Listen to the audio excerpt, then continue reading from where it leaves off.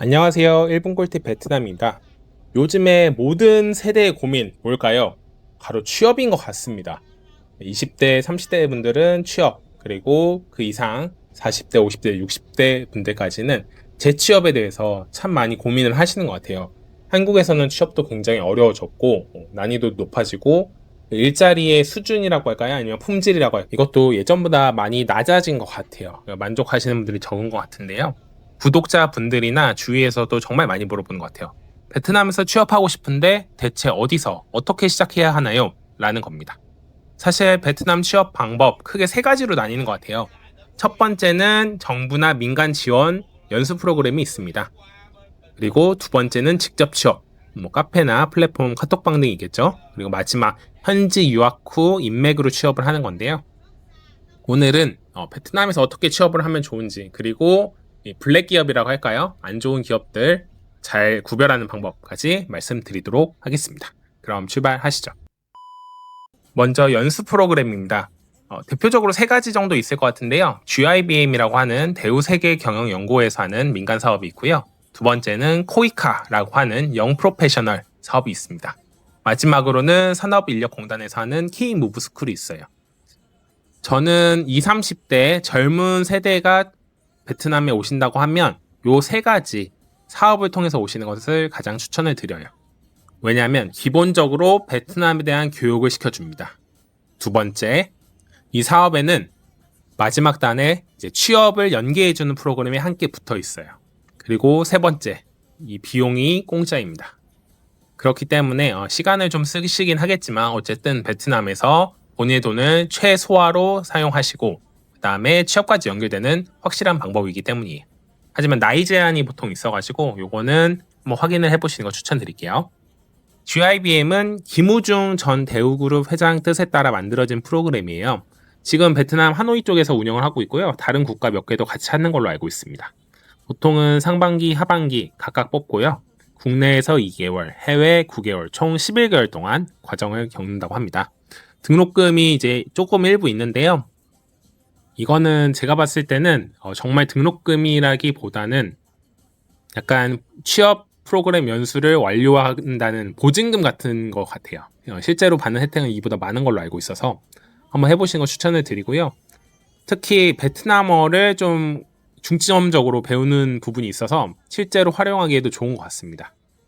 하지만 단점도 있었고요. 제가 이제 확인했던 후기로는 2년만 버티면 다른 나라로 이직할 수 있지 않을까라고 생각을 하시는 분이 있대요. 근데 실제로는 다른 나라 가기가 더 어려워졌다. 그리고 특정 산업, 예를 들면 봉제, 공장 쪽에 취업을 하게 되면 이후에 이직할 때는 경력 인정이 좀 어려운 부분이 있었다라고 했습니다. 하지만 베트남 경력 자체가 도움이 된다라고 하는 긍정적 후기도 있으니까 결국에는 본인 하기 나름인 것 같아요. 두 번째는 코이카 영 프로페셔널이라는 사업입니다. 제가 이제 코이카 프로그램을 한국에서는 했었어요. 근데 이 프로그램이 해외에서도 열려요. 그래서 19세에서 34세까지 모집을 하고요.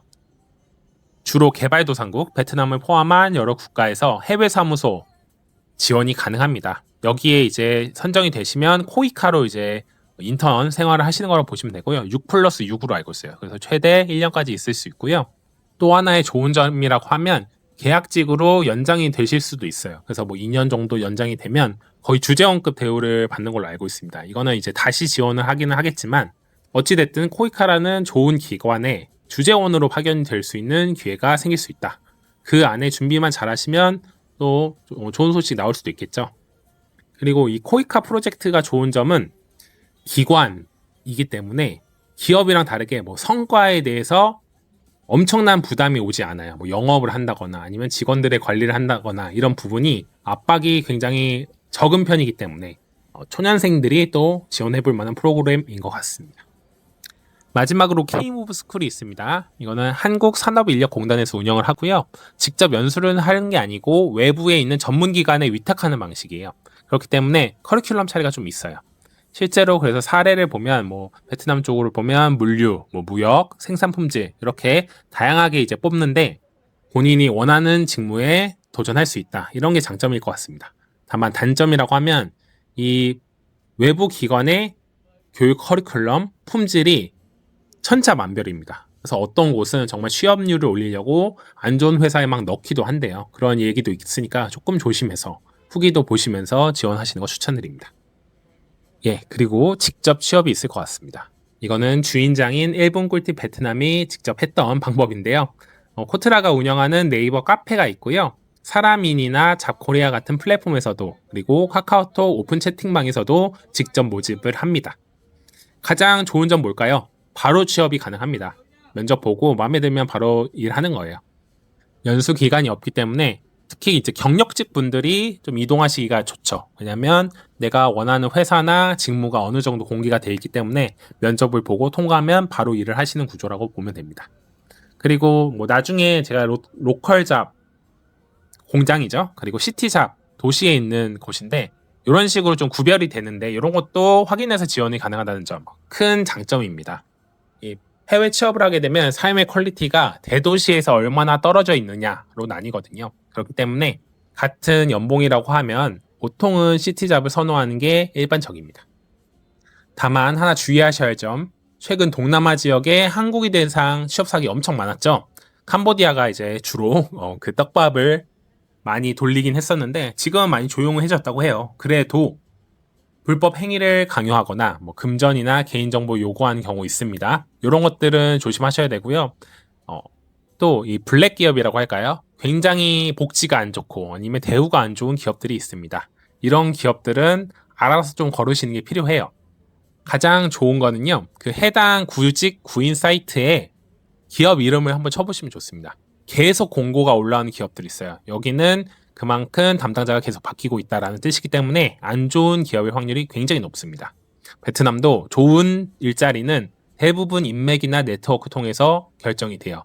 거기서 한번 돌려보고 그래도 사람이 없으면 공고 사이트에 올리기 때문에 사이트에 올라오는 카톡 채팅방에 올라오는 정보들은 일단은 한번 거른 정보라고 생각을 해주시면 좋을 것 같습니다. 마지막으로 유학, 어학연수 후 취업하는 방법이 있을 것 같아요. 최근에는 뭐 한배가 정도 많고 아니면 대학교에서 교환학생을 베트남으로 오는 경우도 있고요. 아니면 대학교 자체를 베트남에 있는 대학교로 오시는 유학생들도 있습니다. 학생 비자로 이제 받아가지고 어학당에 등록을 한 다음에 6개월에서 1년 정도 베트남어를 배우고요. 그 후에 구직 활동 혹은 대학을 진학을 한 다음에 졸업을 하는 방식이에요. 베트남에서 취업을 잘 하려면 베트남어를 꾸준히 공부하는 것보다 교회를 꾸준히 다녀라 라는 우스갯소리가 있을 정도로 이 인맥이 굉장히 중요합니다. 그렇고 이 현지에 내가 정말 맞는지 일을 하고 싶은지도 현지에 와서 체험을 해보시는 게 가장 중요하다고 생각해요. 막연히 그냥 저처럼 유튜브 보고 베트남이 괜찮나? 한번 가볼까? 이런 생각을 오시면 실제로 오고 나서 후회를 하시는 경우도 꽤 있습니다. 어느 나라가 됐던 그 나라에 취업하고 살기로 했으면 실제로 가서 경험을 해보시는 거 굉장히 중요한 것 같아요. 음식도 그렇고요, 문화도 그렇고, 사람도 그렇고, 모든 것들이 실제 경험하는 거랑 내가 생각하는 거랑은 굉장히 다릅니다. 현재 HR 이제 관계자분들 들어보면요, 유학생분들이 자신감도 많고, 외국어 능력도 뛰어나고, 마인드도 굉장히 오픈 마인드라서 좋다곤 하는데, 국내 기업 운영 방식이랑은 좀 안 맞아서, 이런 게 좀 힘들더라, 라는 얘기도 해요. 그만큼 베트남에 있는 기업들은 해외 취업이라고는 하지만 실제 문화는 한국 회사 문화의 거의 99% 혹은 이보다 더 심한 예전 방식을 따른다는 점 알고 취업하셨으면 하는 바람입니다. 예, 그래서 오늘은 베트남 취업과 관련된 정보 공유를 드렸었는데요. 앞으로도 저는 개인적으로 한국 분들이 더 많이 베트남에 오실 거고 취업을 하시고 혹은 은퇴 후 거주를 하실 거라는 생각을 합니다. 그렇기 때문에 오늘 정보 통해서 이런 취업 방법이 있구나, 나도 한번 준비해 봐야겠다 라는 생각 가지시고 베트남 오셨으면 하는 바람입니다. 오늘도 구독과 좋아요, 알림 설정 감사드립니다. 1분 꿀팁 베트남이었습니다.